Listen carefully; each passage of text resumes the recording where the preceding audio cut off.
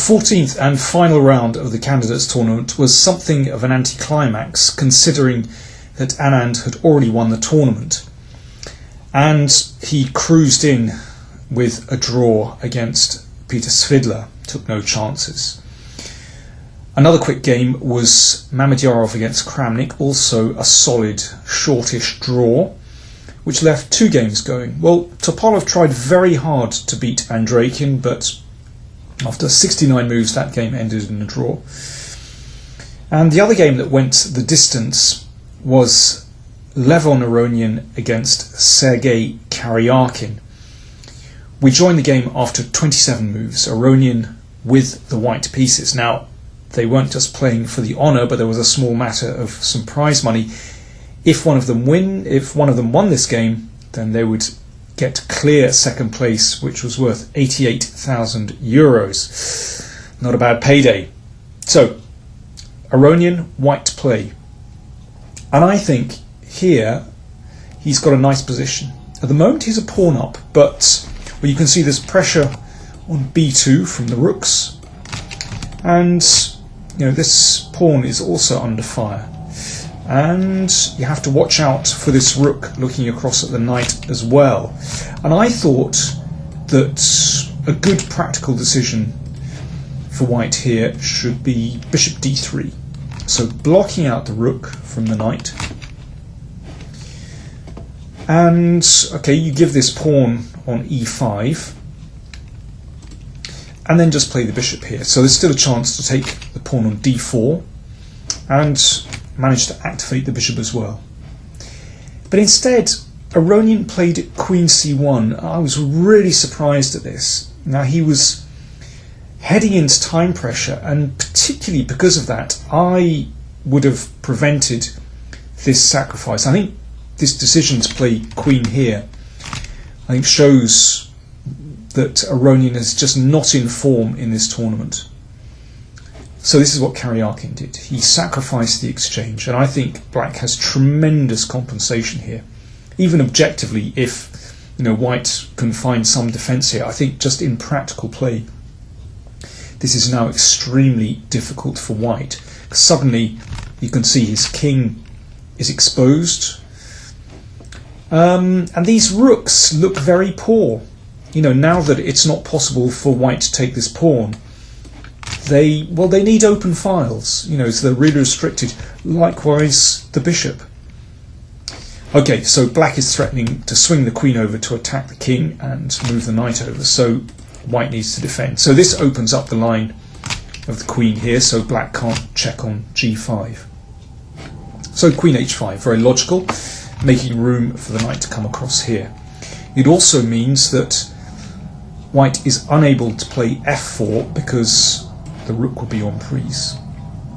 So, this position. Aronian played queen f4. I think it's a good move. White has to bring the queen over to defend the king. Knight e5, excellent. The knight hits the rook. Obviously, rook d4, knight f3. Well, it should be good for black. You've got to watch out for this one, but anyway, they should be good.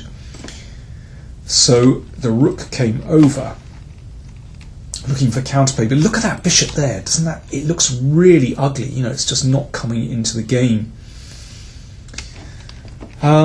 If knight takes d3, if knight takes rook for black here, then queen b8. I mean, this is still a very tricky position actually, and particularly as both players were in some time trouble now. Now, there are a couple of moves that really appeal to me here. I liked king here. That means that it won't be check if the knight moves and white does take this rook. That appealed to me. I also really like rook d8, taking the rook out of this pin, supporting the d pawn. I thought this looked very good for black.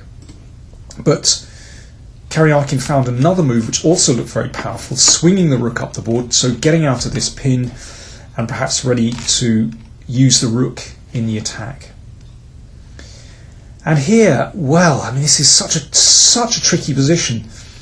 If rook check, what happens if white just takes this? So now white is a whole rook up. Well, okay, here, let me show you a beautiful trap actually. if knight takes rook, and then looking perhaps to swing this rook across, you don't take the knight, but what you do is play e5, and suddenly the line of the bishop is opened up. You know, just a couple of moves before, both these rooks were blocking that bishop. In this position, magically, the bishop returns to play, and black is probably lost there. In fact, in this position, there is a winning move. Knight g6 is incredibly strong, and the rook comes over, and black should be winning that position. But, I mean, very difficult to see all this in time pressure. Well, Aronian was aware of the danger and brought his pawn up to cover the g5 square. Bishop b7 is a logical move, preventing rook c8 check. And the rook came back to support the rook on d3. Interesting decision from Karjakin. Now he wants to take this rook, but he wants to make sure that his rook enters the game very quickly. So there's no particular rush in taking the rook on d3, because it's just not possible to take here. This is too strong. Aronian plays king here. And now, as I said, in time pressure, I think it's very understandable how Karjakin now played. He simply grabbed back the exchange and played knight takes rook. A good practical decision. But there is a really beautiful move here that is very logical, actually. At the moment, all these pieces are in play. The only piece which isn't in play is the bishop. So this move, a5, simply opens up the line for the bishop down here. I mean, it's a lovely move, and that way every one of black's pieces contributes to the attack. And here's a nice variation. If the king ducks this, so bishop a6, hitting the rook, and if rook takes d4, here's the tactical justification. I mean, it would be impossible to see this in time pressure. Rook b3 now wins for black, because there's no proper defense to rook takes f3, and white's king position just falls apart there. Beautiful move, a5. But okay, Karjakin in time pressure understandably just grabbed back the rook and played e5. He's slightly better here. And now again, I was amazed at the decision that Aronian made. He played his queen back to g3. I was astounded by this decision. Instead of this, he could have traded into an endgame, and you could say that black is better here because of his protected passed pawn. But I think white has reasonable drawing chances here. But instead, queen g3, and now once again black is in control. Big pressure on the king side. Karjakin went for this.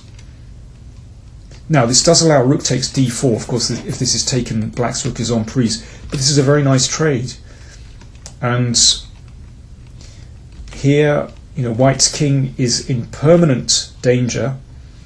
Okay, he survived the first wave of attack, but it is insecure, and black has a big positional advantage on the king side. There's one very nice trick here that actually Aronian mentioned after the game. If bishop takes pawn, then, well, if pawn takes bishop, you take here, but actually white wins like this. Rook here. So if the queen moves away, then you take the bishop. And if queen g4, well, there are a couple of moves that win, but the most beautiful, as Aronian pointed out, was this move. Very fine idea. If bishop takes bishop, pawn takes queen, and if you exchange, then white is also winning this position. Okay, it's a funny variation. But instead, okay, Karjakin just solidified on the king side, and you can see he's got a big positional advantage. Now, they manoeuvred over the next session, they manoeuvred for the next 30 moves. White's problem is that this queen is just trapped here. And after 30 moves, they reach this position. Queen still trapped on the king side. Karjakin was very patient here, really powerful the way he played, and finally he's getting somewhere. Queen b2, excellent move. So just to repeat, we've skipped ahead 30 moves. I thought I'd spare you that. And here white is almost in Zugzwang. Almost every move he makes, it's going wrong. For example, if bishop here, then bishop takes pawn, and we break through here. If king f1, then the squeeze continues like this. This is beautiful. Let me just show you a couple of variations. I mean, white can barely move in this position. If, let's say, king e1, then a check. If the king goes back here, then we've got bishop h3 check. So rook d2, and now it's possible for black just to break through with this move. If this is taken, then rook d4 wins. There's simply no way out here. And yeah, if white tries to escape like this, then queen b1 is actually checkmate. So after this, I mean, I think it's all over basically. It's very nicely played by Karjakin. He tried, Aronian played rook h1, threatening mate here, so that was parried with rook h4, and now this is winning pretty comfortably. So black is now a piece up, and after this, actually black's king escapes the checks. If queen f5, then king g8 and everything's fine. Well, Aronian struggled on for another 20 moves or so. Game finished on move 94. I think I'll spare you those moves. If you're interested, you can look them up on chessbase.com. So Sergei Karjakin won another very fine game, which brought him to 7.5 out of 14, and that's second place on his own behind Anand. But of course, this tournament was all about Anand's convincing victory, and I think we should leave the last word to him.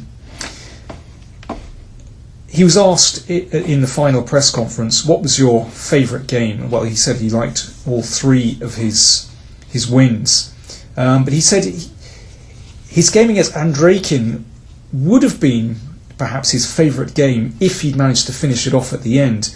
And if you recall, this is the final position where Anand played king b3, and they repeated the position for the third time and made a draw. As it turns out, with hindsight, an excellent pragmatic decision from Anand.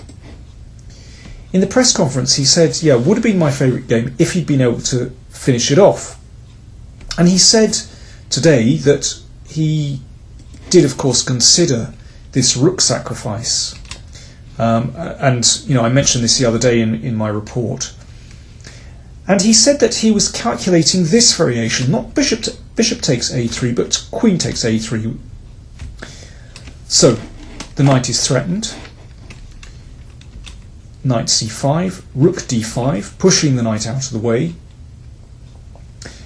So the knight plunges on, knight d3, queen e7, hitting the rook on f6 and queen b6. And Anand said that he'd arrived at this position in his calculations, but he just couldn't see how to finish black off here. And, you know, it was because of this, he couldn't see any further, that he decided to take the draw. You know, he could see the queen possibly checking here. He could also see a knight check threatened, and taking the rook. And, you know, incredibly, he thought he saw no way to sort of break black's fortress here. But he said that as soon as he returned to his hotel and flicked on the computer, rook b5 appeared. A beautiful move to break the fortress. The queen has to move. It can't, but it can't hold on to both these rooks. And if this is taken, then we take this one, and then we take this one and we get a queen. So for example, here, and it's all over.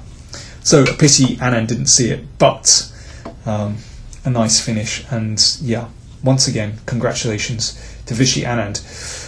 Thank you for watching my reports over the tournament. If you're interested, then do subscribe to my YouTube channel, PowerPlayChess. It's free, and I usually post something I'm interested in, usually about once every week when I'm not reporting on these big tournaments. Thanks very much for watching.